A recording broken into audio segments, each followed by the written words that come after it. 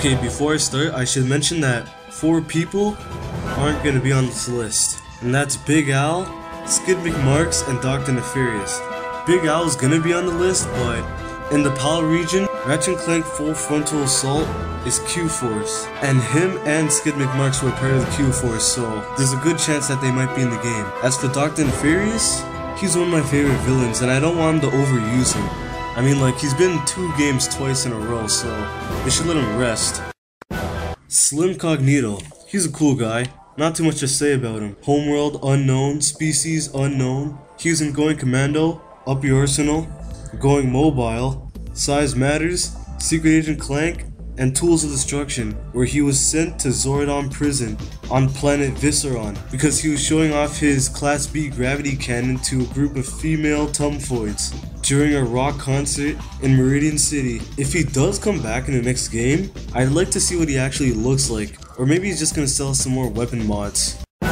Abercrombie Fidge Widget, CEO of Megacorp in the Bogon Galaxy. His name is a pun off the Abercrombie and Fitch, which is a famous clothesline. Megacorp was awesome, but I still like Gazachon better. Maybe he'll draft us again in Full Frontal Assault. We've only been to the Bogon Galaxy once in the whole series.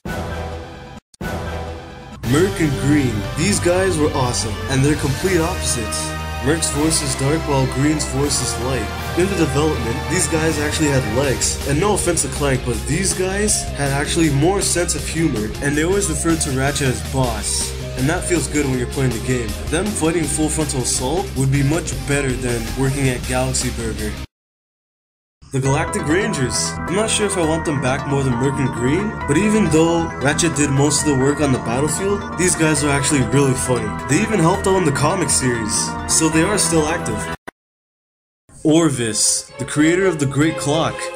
The Zonies look cool and mysterious. They kind of remind me of the Unknown from Pokemon, and they are voiced by this guy, aka Invader Zim. This guy still had a lot to give to the series, but he just disappeared, and I didn't see enough of him yet. He says the Great Clock was to keep time and not to alter it. If Alistair Azimuth wanted to right his wrongs, then why couldn't he go through one of those time rifts instead of rewinding time? And he can tell himself in the past, don't trust Tachyon. I remember Ratchet went into one of those rifts. He went back like 20 years, or he could have asked Sigmund. He could have opened a rift for him. Oh, I guess he didn't have that in mind.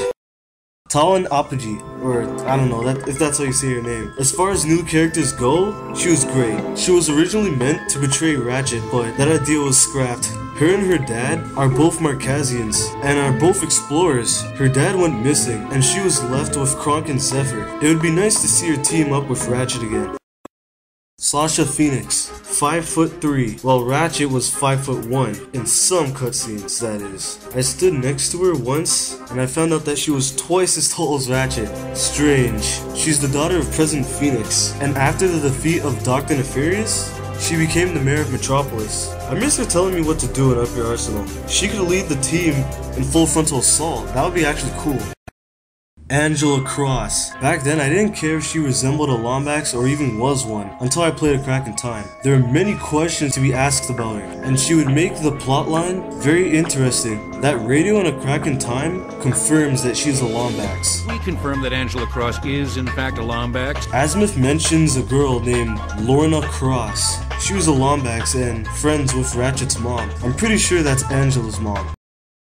Artemis Zog, the Minister of Defense of the Polaris Galaxy. He was the main villain in the comic series, and he is a Markazian just like Taiwan and her dad. He appears to have some history with her dad, and maybe he knows how he disappeared. As geeky as some people may think he looks, he is by far the most serious villain in the Ratchet & Clank franchise, due to his serious actions and cruel sense of humor. Remember Chairman Drek? His plan was to take large portions of other planets and make his own planet with them. Artemis Zog, however, this guy's taking entire planets and putting them in his own private galaxy, the Artemis Galaxy.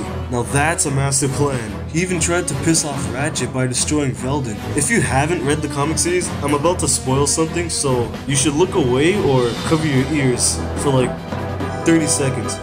Okay, in the end, Artemis Zog gets sucked into a black hole, and guess who he finds there? Emperor Tachyon in the dimension A266. They're arguing on this rock, but if they somehow become friends and escape that dimension, Ratchet would have to face the two greatest dictators in the universe. Now that would be an epic boss battle.